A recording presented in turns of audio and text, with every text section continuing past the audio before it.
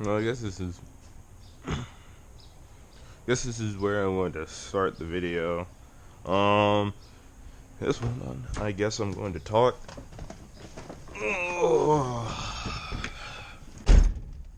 But so, okay, on this channel, I'll be trying to build a 240 for track use. Also to hang out with the bros. But from when I went to Grid Life back in 2016, I think, or 2017. Yeah. Oh.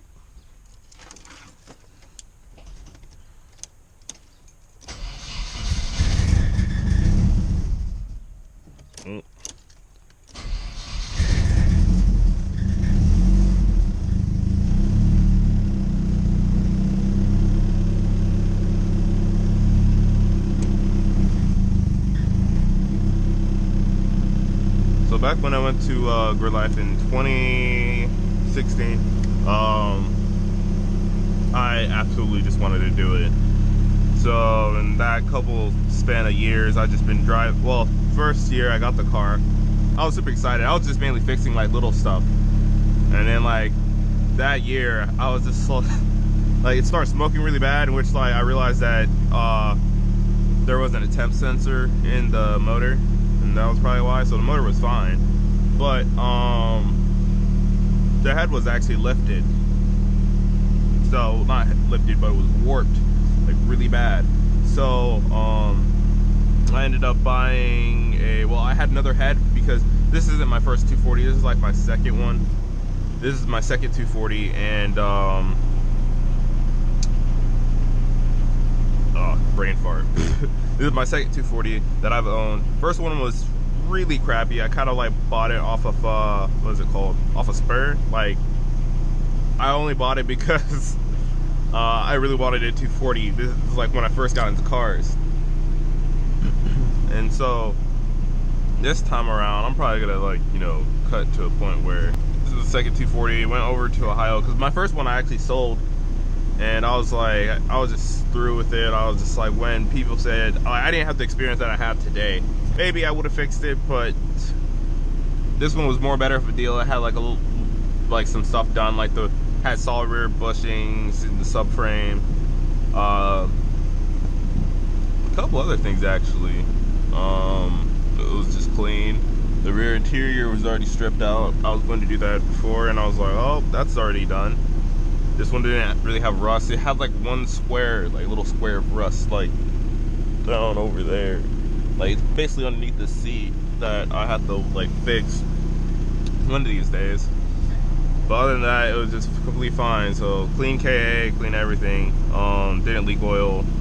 It's fine. And then now we're here today because that year I built the motor. I was just like, well, it was like, since I'm in there, got like Wiseco pistons. These are factory rods in here. And what I learned is when I was doing research, factory rods, they're forged, and the machine shop even said they're really good rods. They're like really meaty, and they have like stuff that performance rods would have, well, like, you know, decent ones. The only thing is that the machine shop was even telling me that I found online, like a little after I ordered, was the rod bolts themselves that held onto the rod caps. Those were really weak, like really weak. So you change out those rod bolt caps, I mean the rod bolts, and like you're basically fine. Because factory rods, from what I've seen online, people ran factory rods to like 500 horsepower, 600 horsepower on factory KA rods with a forged piston, and that's basically it. Like I have main studs for the girdle, and I also have ARP head studs, and with the Cosworth head gasket, and that's literally it. The turbo kit on here is an eBay turbo kit that you literally have to make it work. That's literally it. You're sitting there making it work. only bought it because it was cheaper, and I didn't want to get the ISR one because I don't like bottom mounted turbos. Like, if I ever showed the engine bay at one point, which I'll probably just show it like later on, or just put it in like a, yeah. But I like top mount turbos because they're like easier to like manage, and you don't have to like get at it. And some people just, so I know there's guys out there who just likes the like sleek stealth look with the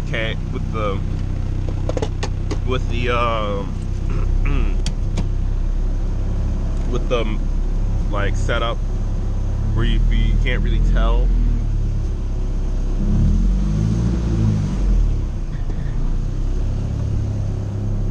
But yeah, I'm just driving to work right now, as like you'll probably see. Like, it's just the normal same drive I do. Well, what the heck is in the way? Something's in the way. Let me go move that real quick. Whatever's in the way. Ooh.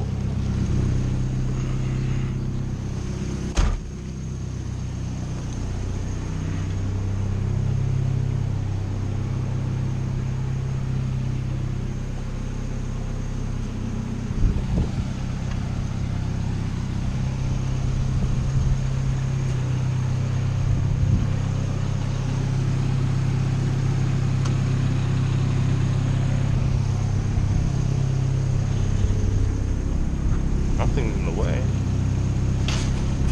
That was weird.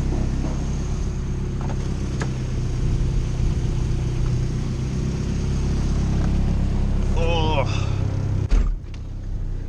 So in that time span, I've like, when the car was naturally aspirated and fully forged, I went to autocrosses and I autocrossed it. Got tired of autocrossing it, and I wanted to go to the track.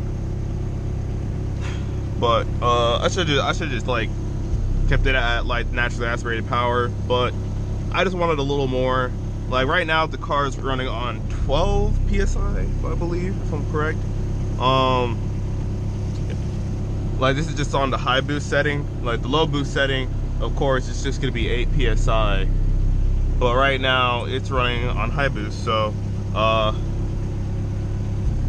12 psi. Well, 15 psi is like the max that I can run, but I'm just gonna keep it at like 12, 15, whatever that needle says right in there. I need to get different gauges. The only nice gauge is right here. As you can see, it's an AM. But yeah. People really have any questions, they can ask me. I'm not like the most knowledgeable like 240SX KA guy. Like when I was getting this all together, another guy helped me out.